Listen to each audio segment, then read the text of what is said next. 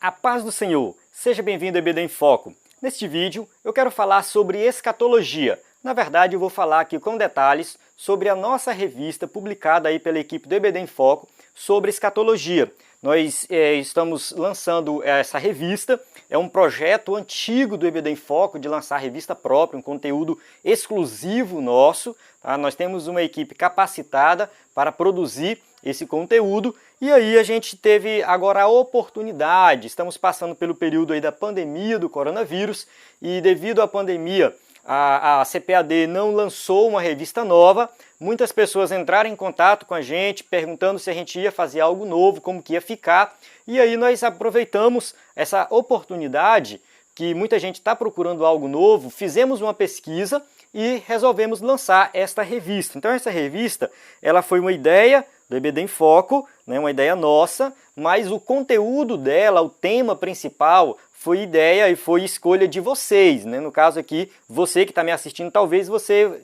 entrou em contato dando a sua opinião, talvez não, mas você pode dar sua opinião depois, em um outro momento, quando a gente lançar a próxima revista. Mas se você deu a sua opinião, muito obrigado, a sua opinião foi muito importante. Dentre os vários temas que o pessoal escolheu, deixei bem livre mesmo, né, para escolher, a grande maioria pediu para comentar sobre escatologia ou sobre Apocalipse. Então, quem sabe a próxima não seja o livro de Apocalipse, né? Pode ser que sim, mas isso vai depender muito aí de você, se você tem interesse ou não nesse conteúdo. Então, a gente lançou a revista somente em PDF, não lançamos uma versão impressa, devido à pandemia, está muito complicado para imprimir, distribuir, tem essa complicação.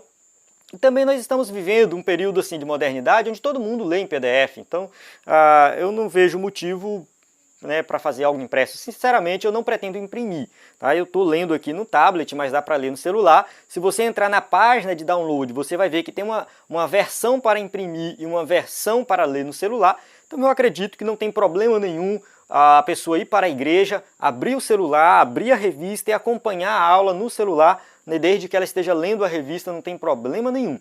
Tá? Eu não vejo nenhum problema nisso. Hoje, muita gente lê a Bíblia na igreja com o celular, e eu também não vejo problema nisso. Tem gente que não gosta, mas, enfim, né, vamos lá. Eu estou aqui com a revista aberta, tá? Como eu falei, eu não pretendo imprimir, então eu vou sempre usá-la no celular e no tablet. E aí, o título dela é O Fim dos Tempos, entendendo a visão pentecostal da escatologia. A gente colocou esse tema porque a grande maioria das igrejas pentecostais adotam a visão dispensacionalista, que é chamado também de pré-milenista, pré-tribulacionista. Então, Jesus volta antes antes do milênio e antes da grande tribulação. Essa é a visão escatológica que nós vamos adotar aqui. Sabemos que tem várias visões, várias interpretações, mas a Assembleia de Deus adota essa visão. Eu digo assim, do meu ponto de vista, não é uma visão, uma interpretação perfeita da escatologia, tem suas complicações, tem seus problemas, no entanto, ela tem fundamento bíblico. Eu digo que todas têm, uma coisa assim que eu digo que todas têm, o amilenismo, o pós-milenismo, o pré-milenismo histórico, o pré-milenismo dispensacionalista, que é o que a gente adota, todas essas visões, elas têm fundamento bíblico e têm seus problemas, têm seus pontos fortes e têm seus pontos fracos. Então aqui eu acredito que, diante de todas as visões, o importante, no final das contas, é que a gente crê, todo mundo vai crer, que Jesus vai voltar, isso é um fato, a gente crê que os salvos, né, que estão vivos vão ter um corpo transformado, os mortos vão ressuscitar num corpo glorioso também, né, nós passaremos pelo tribunal de Cristo para receber galardões, os ímpios serão também ressuscitados, serão julgados e condenados, sofrerão eternamente, e os salvos irão viver na Nova Jerusalém eternamente. Então, esses acontecimentos, eles são tidos aí como verdadeiros para qualquer visão. O que que muda?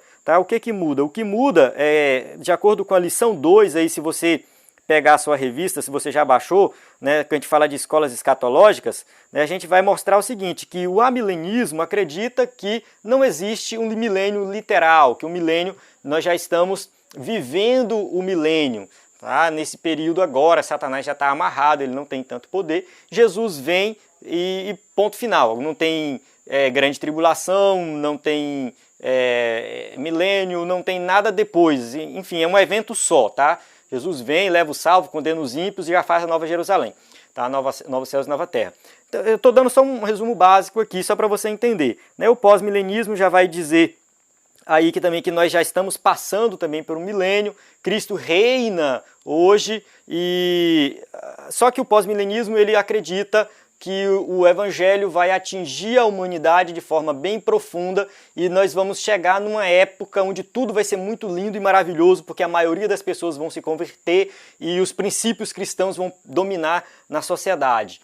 Então esse ponto de vista ele também é descartado porque a gente não vê, na verdade, esse tipo de otimismo com relação ao evangelismo. A gente sabe que Jesus tem poder, mas a gente não vê esse otimismo em relação ao evangelismo, que o evangelho vai tomar conta de toda a sociedade, né, de tal forma que vamos viver um tempo de perfeição aqui nessa terra. Não existe isso, tá? Na verdade, as coisas estão caminhando para piorar cada vez mais, enfim.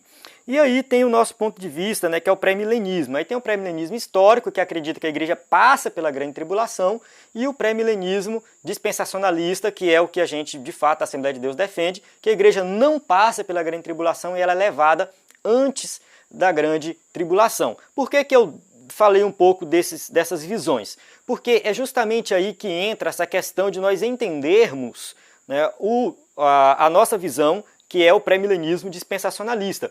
Por que que a igreja tem que ser levada antes da grande tribulação? Aí a gente vai ter uma lição falando sobre isso, tá? Então eu vou ver aqui, só voltar aqui para a gente ler aqui as lições, né? A gente vai ter a lição aí que fala do arrebatamento da igreja, que vai tocar nesse assunto.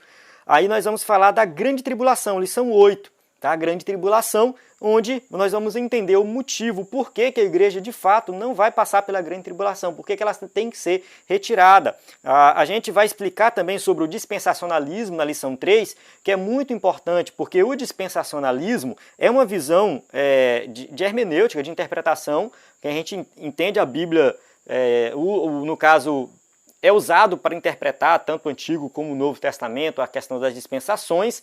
E nessa visão dispensacionalista a gente entende que Deus ainda tem um plano para Israel, tá pausado aí esse plano, mas assim, Deus ainda age em Israel e Deus vai restaurar Israel, então por isso a grande tribulação é para Israel, para que Israel possa reconhecer que errou, que falhou, e o milênio, né, Cristo vai reinar aí juntamente com os judeus, enfim. Então tem todo um plano, estou dando uma resumida, tá? Estou passando bem rápido aqui, não estou entrando em detalhes. Muita gente fala assim, tu está pulando um monte de coisa, então, mas é só dar uma resumida. Então a questão do dispensacionalismo, ela leva em consideração que as profecias do Antigo Testamento para Israel ainda são válidas para Israel. Elas não se cumpriram, então elas vão se cumprir lá na frente, no milênio. Tá? Então, no caso, as outras interpretações vão dizer que as profecias para Israel no Antigo Testamento se cumprem na igreja. E Deus não tem mais nada a ver com Israel. Tá? E aí isso muda tudo. Mas a gente acredita que Deus ainda tem plano para Israel. E aí, muita gente fala assim, mas isso é muita confusão, é muito debate, não chega a lugar nenhum. No entanto, a gente pode descartar esse tema. Presta atenção. Não tem como, tá?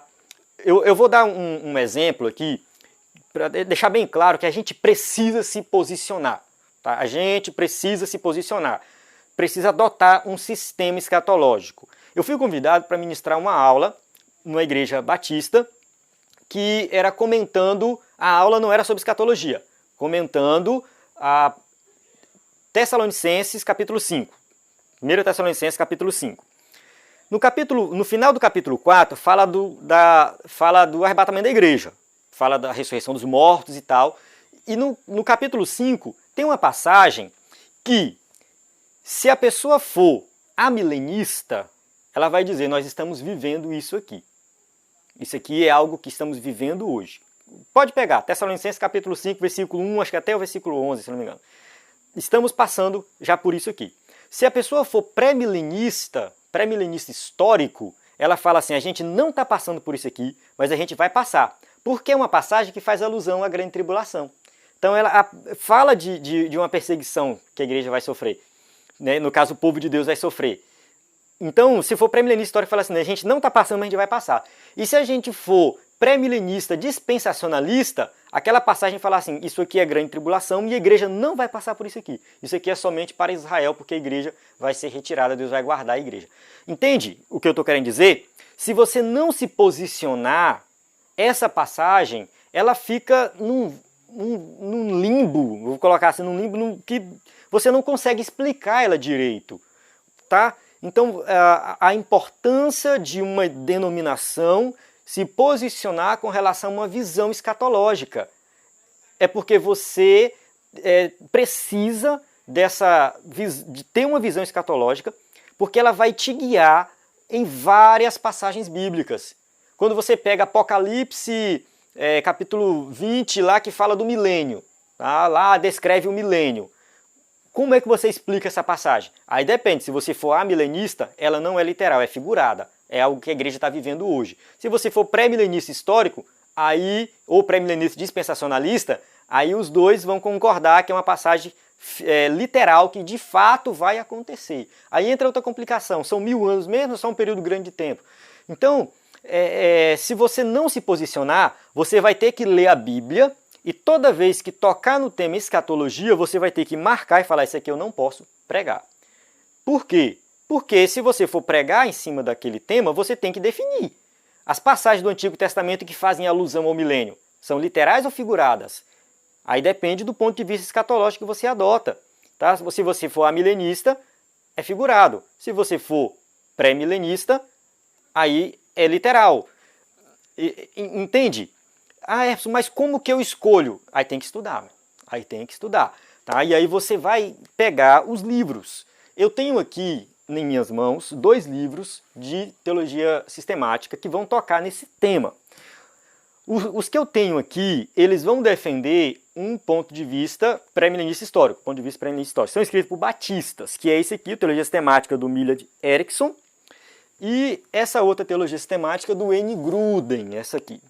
De certa forma, as duas vão citar as outras visões, vão falar dos pontos fortes, pontos fracos e vão defender o ponto de vista deles. Tá? Então, eu aconselho muito livros desse tipo.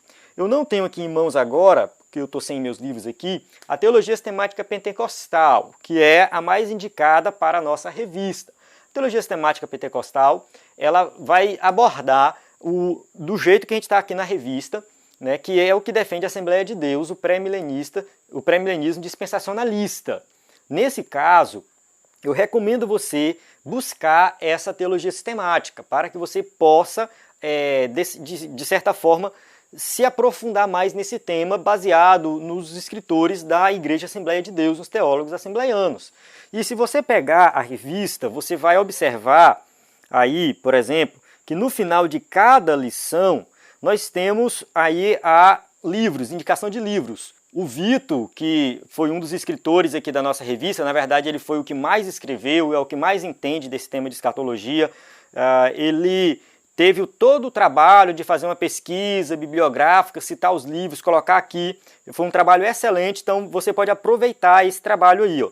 Então nós temos aí indicações de livros, né, escritos por teólogos da Assembleia de Deus, para que você possa se aprofundar nesse tema. Tem a teologia sistemática também do Stanley Orton, né, tem aqui o dicionário teológico, que é muito usado também aqui na nossa revista. Tem o livro do pastor Antônio Gilberto, esse aqui, né, que ele diz o seguinte, o calendário da profecia. Também é um livro muito bom, excelente para você estudar esse tema.